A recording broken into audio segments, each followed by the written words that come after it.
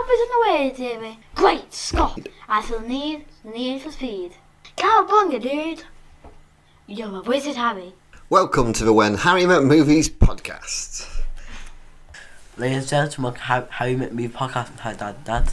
Hi Harry, how are you? Good. I don't get how my mum for that intro is so bad. Especially considering we've done it probably 300 times almost now. I think it's just my brain. Right. So why don't you tell the listeners all about our show, what we do? Basically, Dad's way of films from his life and review them. Yeah, pretty much. I got it right that time. And this is the start of a brand new month. And what is that month? Twist films? Plot twists. Yeah, plot. So, cinema's littered with hundreds of films with plot twists. Some we have actually covered, so we have to avoid them. So, like Planet of the Apes has got a plot twist. No. Prestige has got a plot twist.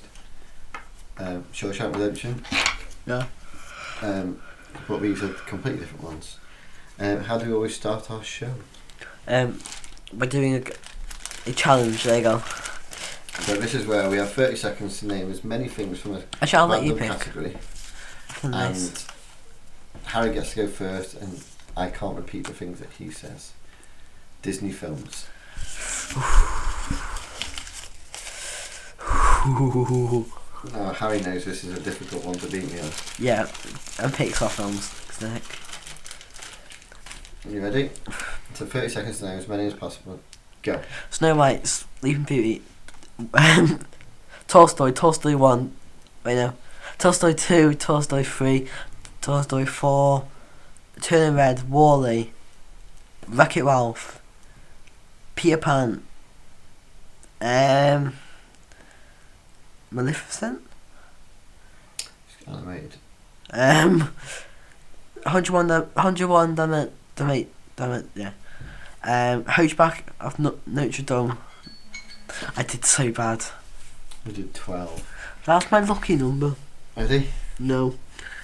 Lilo and Stitch. No. Oliver and Company. Hercules. Beauty and the Beast. Lion King. Mulan. Aristocats. Jungle Book. Black Cauldron. Rescuers. Rescuers Down Under. Cars. Cars 2. Cars 3. Up. Moana. Moana 2. Frozen. Frozen 2. Tangled. Gronk's New Groove. Did you say Lion King? Mm-hmm. I thought I did because I was saying Neve said Lion King, but So you did 12. I did 21. I'm not that quick. So 8. this week's film is the M. Night Shyamalan directed Unbreakable. Mm-hmm. So one of us always recites the plot. How many lines are we going to go with? 2. 2. What? I'm going to flip it again. Heads or tails? Heads. Heads. So you get to go first. Wait, it's not if you get a head. No, heads. Oh, damn it. Okay. You said heads last time. Okay, and okay. I hit Okay. tails, so I had to go. Okay. Unbreakable is about. It's hard to describe it. That's the problem. It's about this. About 2 men. One of them barely gets sick and injured, right? But has a weakness to water. And the other one is really fragile and has broken his bones many times. Mm-hmm. Definitely more than 2 sentences this already. Yeah, because I'm trying to fit into skydiving. Leave me alone. I would have just said Unbreakable about a man who discovers he may have secret powers. Okay. I don't have the DVD like you. I would give you some film facts. So it came out in 2000. It's an hour and 46 minutes long. It's a 12. The budget was 75 million. Worldwide gross was 248.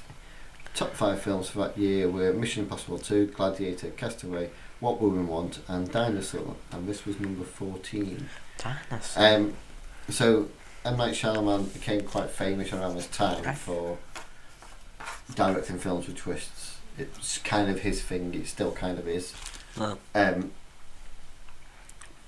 and this is a film that he wrote while on this, discussed the idea with Bruce Willis while on the set of another film, which is The Sixth Sense. So it's the same director. We are doing The Sixth Sense as well, which is I can't wait. I can't wait to do that film.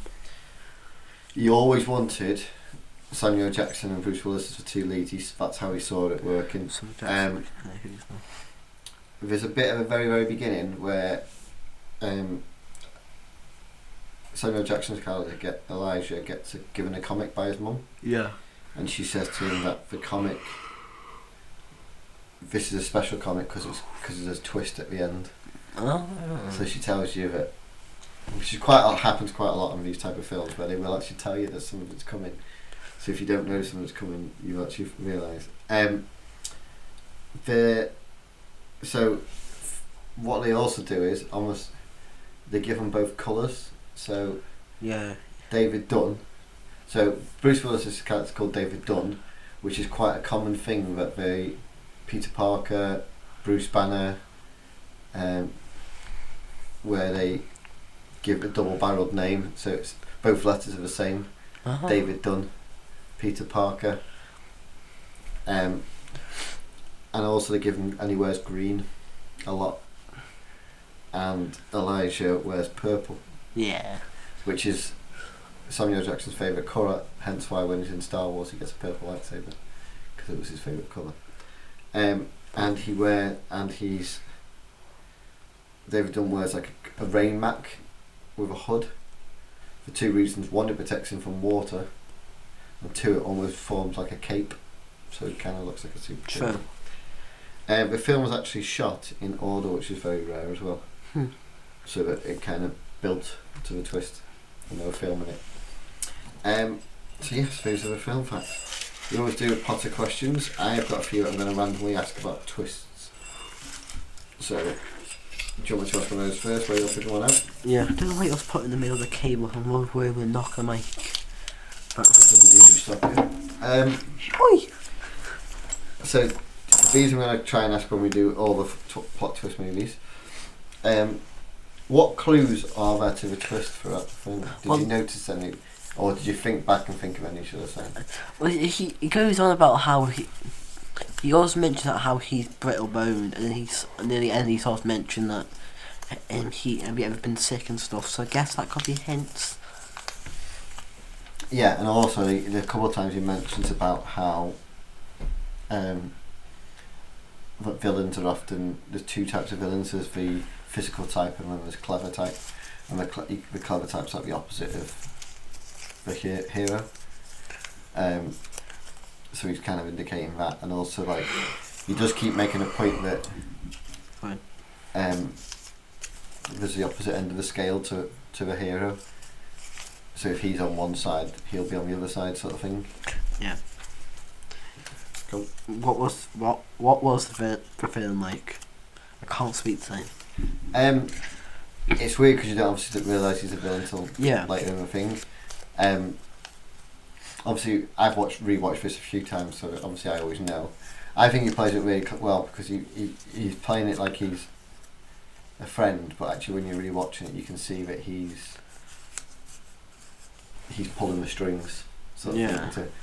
Because he's in his head, if this guy is here, I must be here. So two opposite ends of the spectrum. Yeah. Did you pick up on the twist coming? No. Because obviously you've got into all these films knowing there's going to be a twist. No, I did not expect this one. Okay. Anything you did not like about the film? No. I like this film. I've got a couple. How did it change what you thought of the film once the twist was revealed?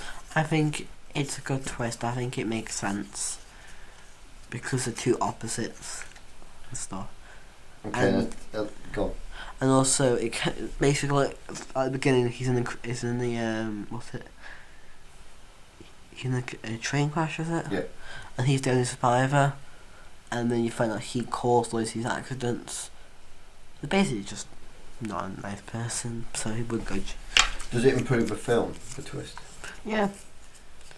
Because it kind of makes you go, oh, that's quite clever. It's the best bit of the film, I'd say that. Is there a mess? Is it your? No, she's going to ask me. Is there a message? Maybe not trust everybody. Yeah. Who's your favourite character? Nick Fury. I don't actually know his name. Samuel Jackson. Yeah. I won't remember names. Most iconic scene. Not necessarily iconic, because I don't really think there's necessarily massively iconic things. But when he falls down the stairs, popped straight into my head when he said that. And when he's chasing the guy and he loses his foot and he shatters. What's the saddest moment? Not really one. Would you not say things like that where you realise how much? Yeah, but to me it do make sense. It's almost like it's kind of unintentionally the film is telling you why he's a villain. Yeah. By showing you the traumatic life he's had because of this sickness that he's born with. Literally from the day he's born, all his bones are broke. True. Funniest moment? I quite like, it's not necessarily massively funny, but I quite like the bit where his son is helping him do the weight training and he says to him, how much did you put on? No, how much did you take off? And he says, none. And he's, how much did you put on? And he's put more on, and then later on he goes like, how much did you put on? And he goes, all of it. And then they put like paint cans and stuff on it as well. So yeah. So go on, jump into a film. Some stuff you want to talk about. I got the impression.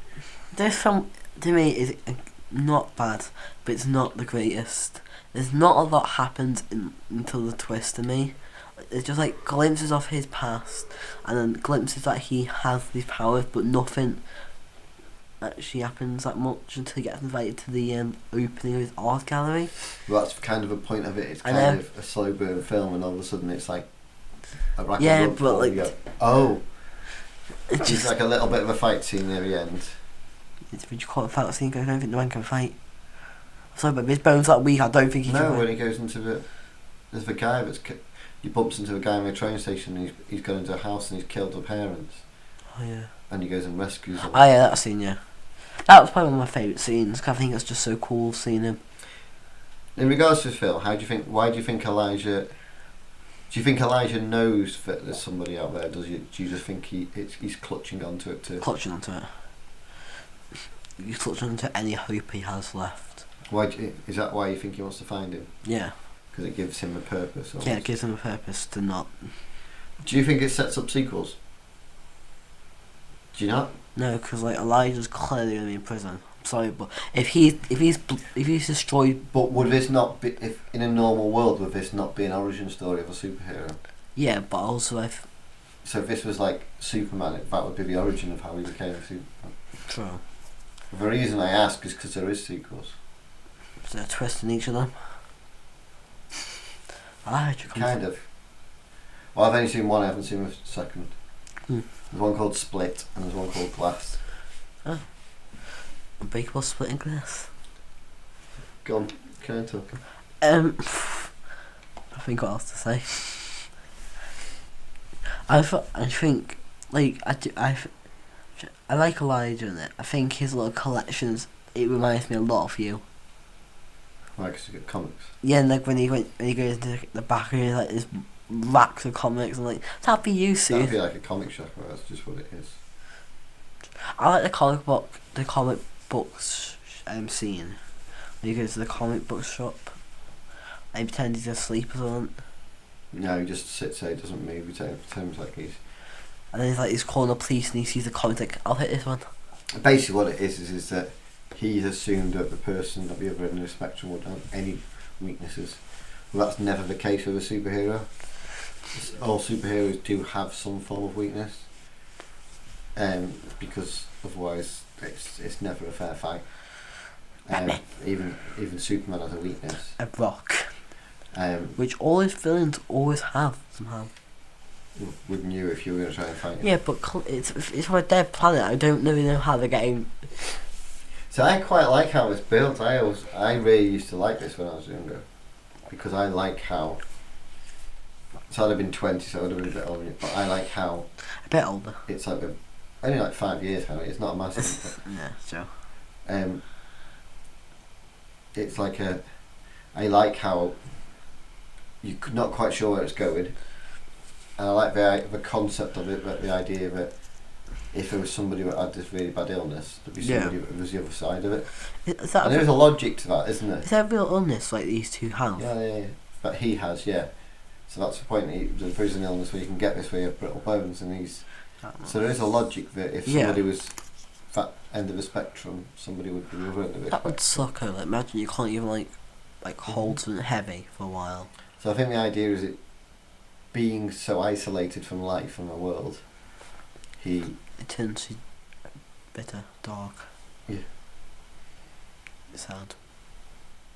And then he finds somebody that is the other end, and in his head, if he finds somebody that's the other end, all the stuff that he's done to find him, obviously he is evil because of that, he's like blowing but up it at least buildings. warrants why he exists. True. Because he can't understand in his head why somebody like him would be made. Got a point. Can't argue that point. Do you think it's well cast? Yeah. So I quite like how Nick Fury, love him.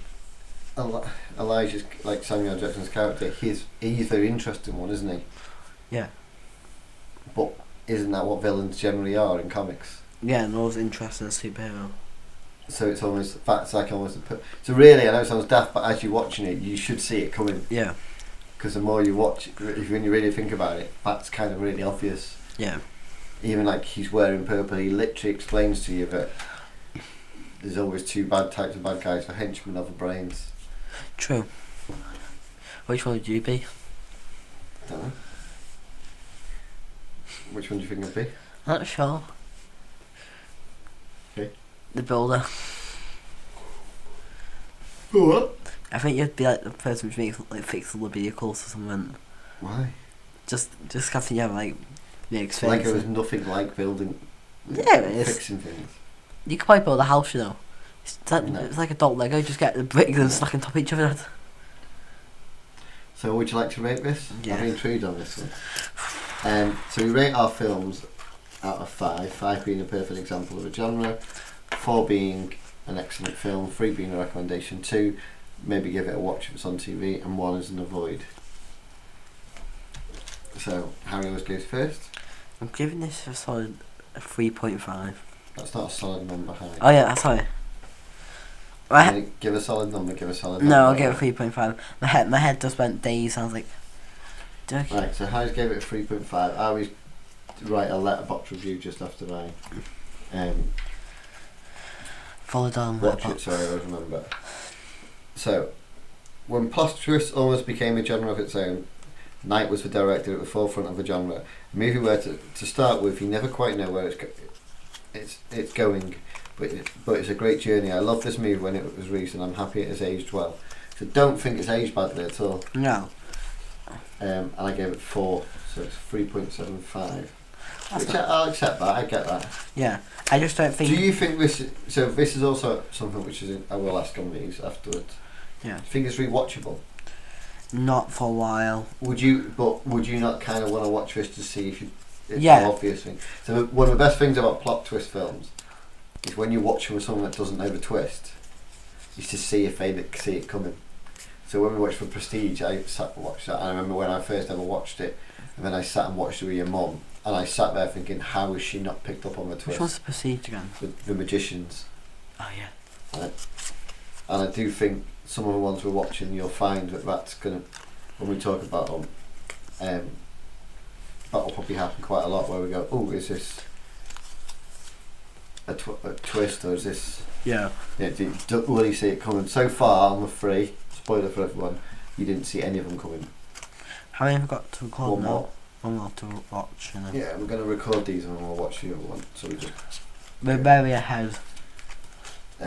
we've watched the films, we just haven't recorded. So we've Yeah. got 2 more to record and 1 more to watch. So that's a 3.75, which is a good film recommendation. We always do a quiz, which is Harry's currently doing Marvel. I am doing random films. Yeah. Slash trivia. So I shall ask you first. What is Hela the goddess of? Death, war, darkness, evil deeds. Is it death? Yes. How many Oscar award ceremonies have there been up to, and And including 2018? 85. You're so close. It was 90. I knew that I'd seen something when it was like something 5, so I knew that it had to be, and I knew it was like 75 or 85, something like that. So I knew it was quite high. What did Hydra hijack Shield's Project Insight for in Captain America: Winter Soldier? Do you understand that? Yeah.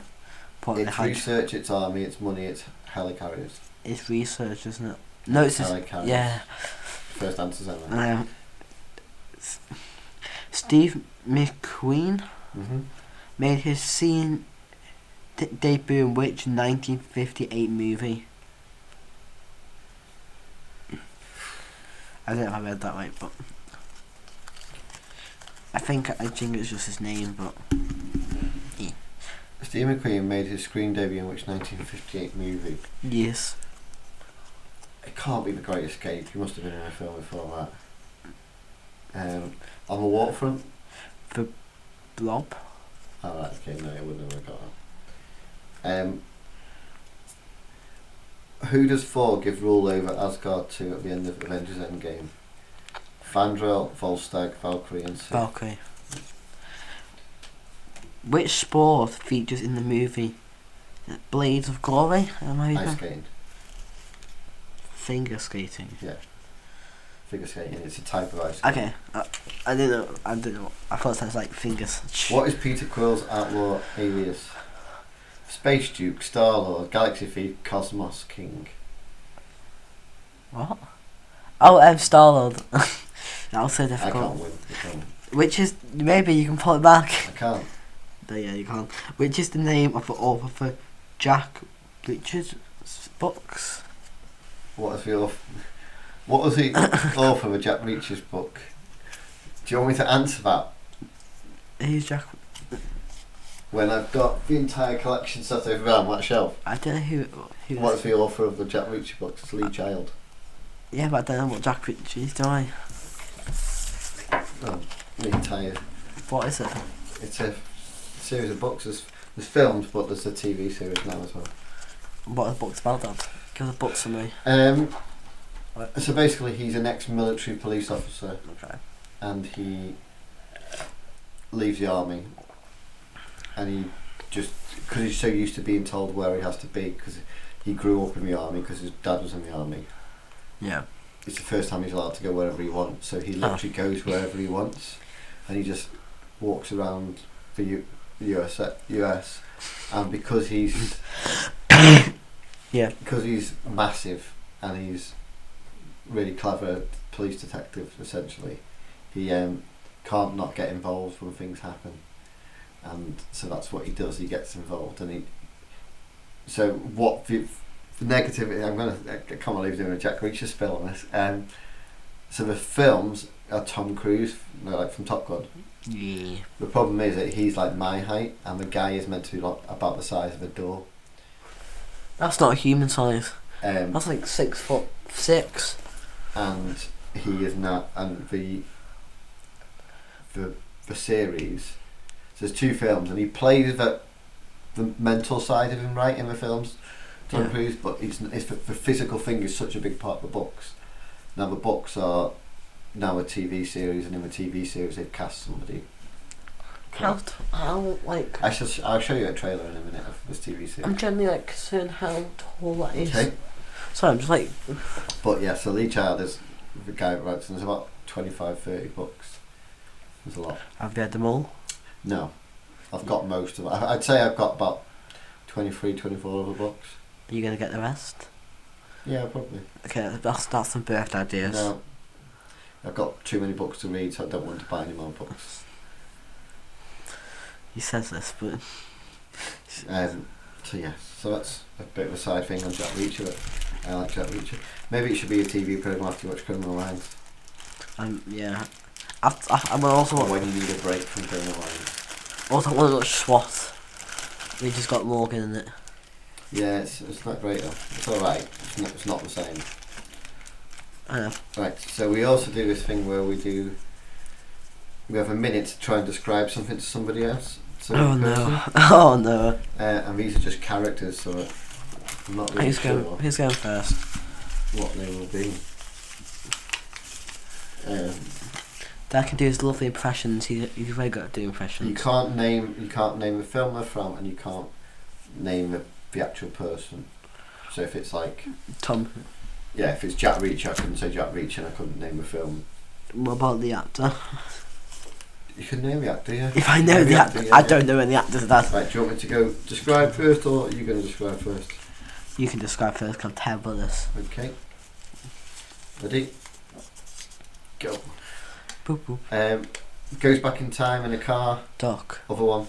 Marty. McFly. John Candy plays him.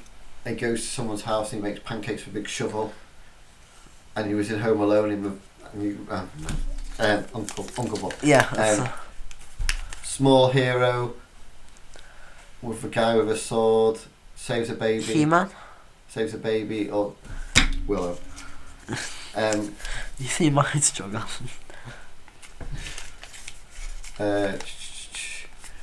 Lives on the top of a big church. It's a Disney film.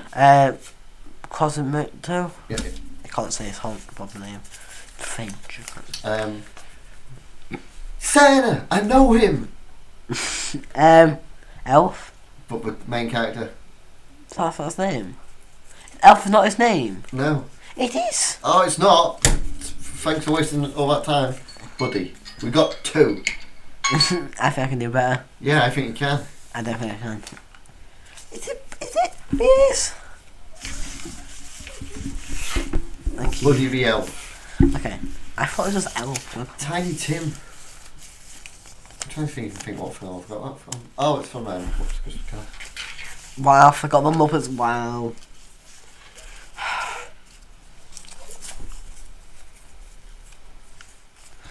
Harry always gets some out. I don't. I just go for it. I do, because I can't. Any time to read John and time just saying. Right, you can just have to do a few because Yeah. it's not great for the listeners just to sit out listening to you unfold pieces of paper. ASMR. Ready? Yeah. Go. I don't. My head.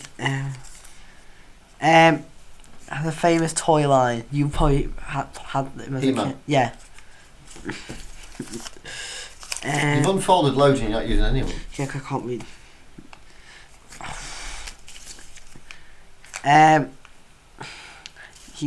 He's under the water, and they've got to go. Nemo? Yeah.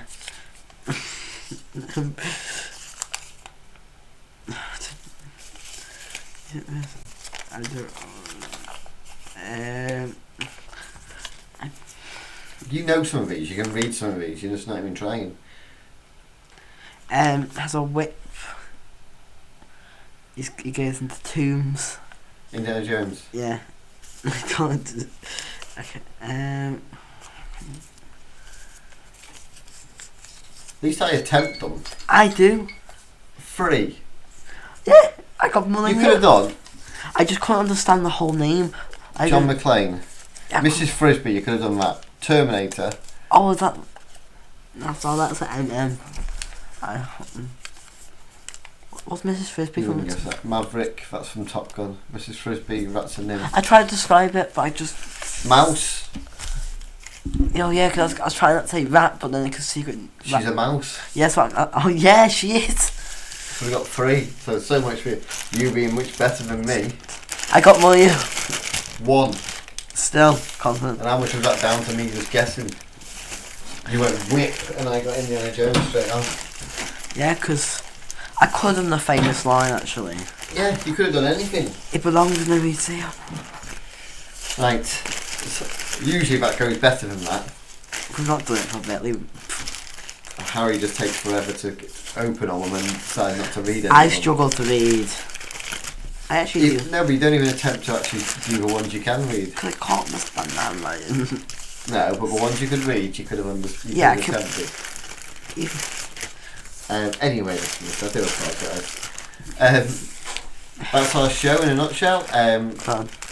Follow us wherever you can on When Harry Met Movies, TikTok, X and Instagram. And any suggestions for films or film categories, just let us know. Thanks a lot. Bye, Scott. Bye.